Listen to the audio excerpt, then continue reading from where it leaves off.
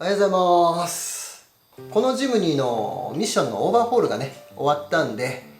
試運転に行ってきたんですよね。どうやら僕組み立てちょっとミスしたっぽくてですね、5速にギア入れると抜けなくなるという症状が発生いたしました。冗談。5速発進。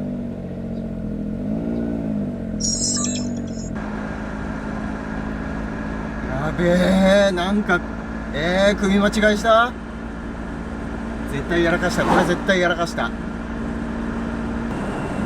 4速までは普通に変速出てきてて、5速入れた途端抜けなくなっちゃった。そう、ここもう完全にね組み立てミスですね。このねパーツリスト、部品のリストで見る限りね、本当は入れなきゃいけない部品をちょっと間違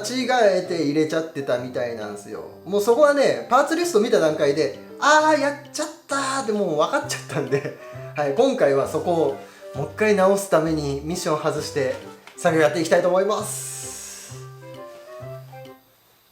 リアルタイムな作業内容の話すると、昨日この車にミッションを乗っけて、で今日の昼間ギアオイルを入れて、でテスト走行行ってみて、もうその日のうちにまたミッションを下ろすっていう感じです。ものすごくやる気がありません。多分ね過去一じゃないかな、こんなにやる気ないのもうね気力ゼロって感じです。ただ直さないと車乗れないですからね、頑張ってやっていくんですけど、まあ前回の動画でもねミッションを下ろす組むところはねやってましたから、ただただ同じ内容を流すことになってしまうんで、ミッション下ろし終わるところまで映像はスキップしたいと思います。スキップ。動画スキップって言ったけど、ドレン外したら原因のものが出てきちゃいました。こいつが原因です。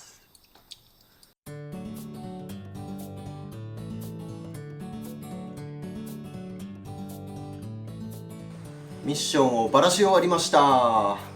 撮影翌日です。ダメだったところはこの5速の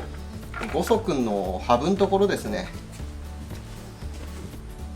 こっちがバックギアで、こっちが5速のギアです。でこの真鍮の部品がシンクロ、こっちはハブですね。シンクロハブ、シンクロナイザーハブです。ここにこのシフトフォークっていうのがこうやってはまってギアをねこう動かすわけです。バックギアに入れるときはこっちに動く、5速に入れるときはこっち。これでギアの切り替えやってます。で今回ダメだったのはこのハブの中に入ってるシンクロナイザーキーっていう部品です。さっきドレンのマグネットにくっついてたやつです。ここにこういう感じで入ってるんですけど、これ回していくとここのがいなくなっちゃってます。これが取れたんですね。このキーがあることによってスリーブがねこう行き来できるようになるんですけど、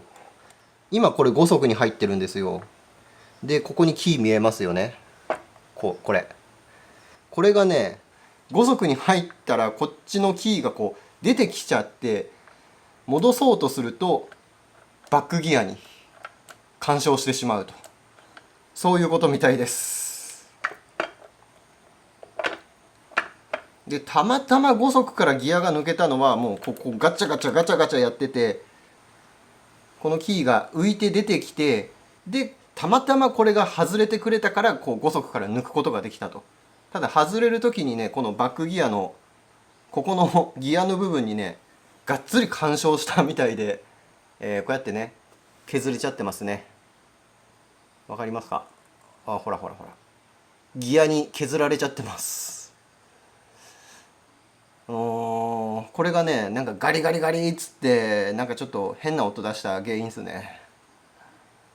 でここのシンクロナイザーキーが取れてしまった理由、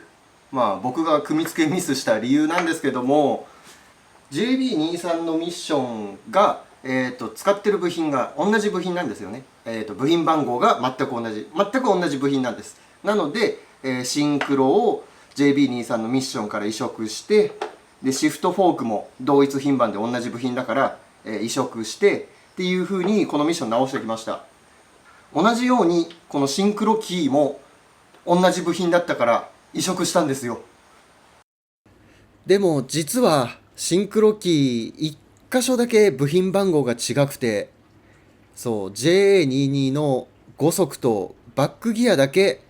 形の違う部品番号が違うシンクロキーでした。それ以外は全部同じ部品番号だったんで、よく確かめもせずに全部同じだろうっていう感じで勢いで全部組んじゃいました。これが失敗した原因ですね。でよーくシンクロキー見てもらうと、キーの出っ張り部分ちょっと違うんですよね。ここのハブの中にこうやってね、キーがこうやってはまります。でこの内側のスプリングにこのキーのね出っ張りが引っかかる感じなんですけど、このねキーの出っ張りが違うことで、このハブのこれのスライド量が変わってきちゃうんですね。この出っ張りが少ないからこれが移動しすぎちゃって、ギアに引っかかっちゃったっていう感じです。部品流用下手にするとこうやって失敗しちゃうんですよね。うまくいくとめっちゃ気持ちよく決まるんですよ。ブレーキのマスターのところのホースとか、他の車から引っ張ってきてもこうピタッと合いますからね。あとハイマウントのストップランプ、ホンダのライフから使ったやつとかピタッと合うとねめちゃくちゃ気持ちいいんですけど、失敗するとこういうことになっちゃいます。だからいつも動画の中で、他の車から部品流用とかやるときはもう自己責任でやりましょうって言ってるのはそういうことです。とりあえずこのベアリングとかも一回脱着になっちゃうんで、あそこのギア変えるのに。だからもう外したベアリングって基本使えなくはないんですけど、精神衛生上良くないっていうか、中の玉にね傷入っちゃったりとかしてる可能性もあるんで、基本外したのは使っちゃいけないんですよ。なのでもう一回これベアリング注文になります。であとギアオイルもねちょっと鉄粉混じって、またなんかこれでベアリングダメになったら嫌なんで、ギアオイルもちゃんと新品に変えるんで、ちょっと部品届くまでね日数かかっちゃうんで、それまでちょっとミッション放置、部品届いてからもう一回ちゃんと組みたいと思います。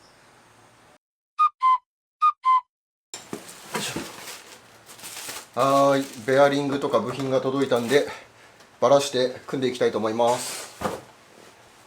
とりあえずこのベアリング抜いて5速のところまでたどり着きましょう。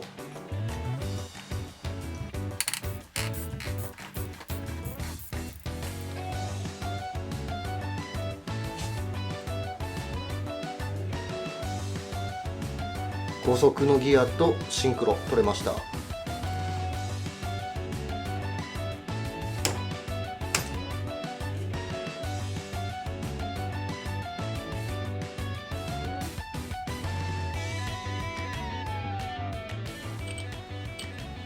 今度はキーを間違わないように、しかもこれ向きありますからね、この出っ張ってる方を後ろ側、今度は間違いないですよ。これでちゃんと動くようになりました。5速に入れると前回はねここのキーが出っ張ってきてバックギアに干渉してスリーブが動かなくなっちゃいましたけど、ちゃんとキーが収まってます。5速から抜ける、ちゃんと抜ける。バックギアに入れるのも問題なし。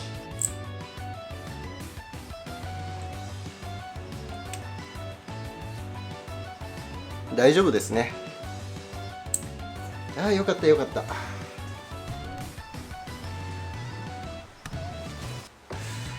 お騒がせしました。ちょっと心残りなのがね、バックギアちょっと丸くなっちゃったからね。もともと丸かったのに、もともとこう角が削れて丸かったのに、余計に僕が悪化させてしまうと。仕方ないね。丁寧にね乗っていきましょう。バックギアを傷めないように優しく扱ってあげなきゃ。新品のバックギア1個21,000円でした。さすがにちょっと高くて買うのを諦めちゃいました。まだ使えないわけじゃないから、っていうか使用頻度もそんな高くないし、だましだまし乗っていきます。よし、そしたらあとは液体ガスケット塗ってケース組み立てて、で車に乗っけて、でミッションオイル入れて組み終わりました。あとはエンジンかけて走れるはずです。もうミスはないと思いたい。とりあえず試運転行ってきます。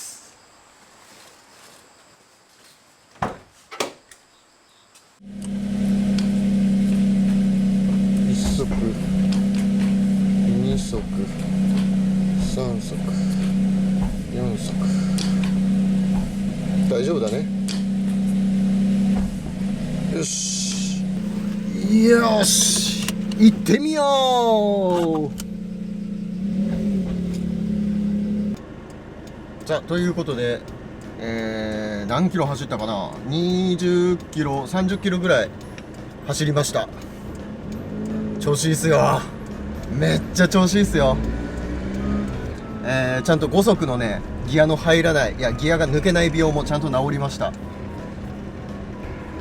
ギアがねもう気持ちいいぐらい、乗ってて気持ちいいぐらいスコスコです。1速2速のシンクロは前回交換して、ギアの入りはね良くなってたんですけど、前回5速に、